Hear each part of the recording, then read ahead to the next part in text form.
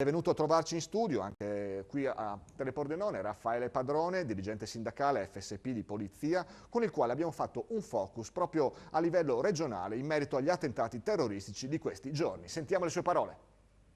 Ma diciamo che in Italia siamo bravi a sdrammatizzare sempre tutte le cose. Io non voglio fare ovviamente l'uccello del malaugurio in questo momento, ma tanto per dirne una, in Italia non c'erano problemi, 2 mesi prima della pandemia in Italia non saremmo colpiti e queste cose. Gli italiani sotto questo aspetto a mio avviso sono bravissimi.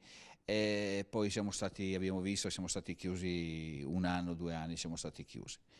Ma in questo caso io dico, guardate, la cronaca nazionale, le indagini del nostro intelligence che ha una formazione altissima e quindi una professionalità altissima dei colleghi dei servizi in Italia sono veramente all'avanguardia sotto questo aspetto.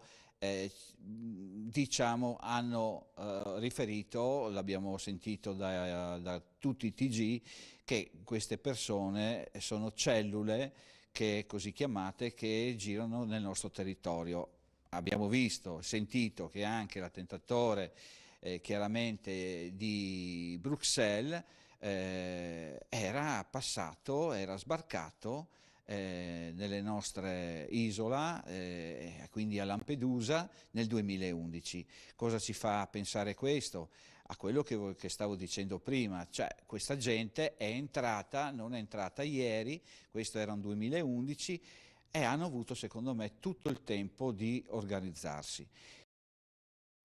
E parliamo ancora del conflitto tra Palestina e Israele perché anche Pordenone scende in piazza. Saranno infatti 2 le manifestazioni in programma nel fine settimana, entrambe in piazza Risorgimento. La prima domani, venerdì, in favore della pace tra i due popoli, organizzati dall'associazione Neda Day. Sabato 21 ottobre invece si svolgerà il presidio di solidarietà verso il popolo palestinese.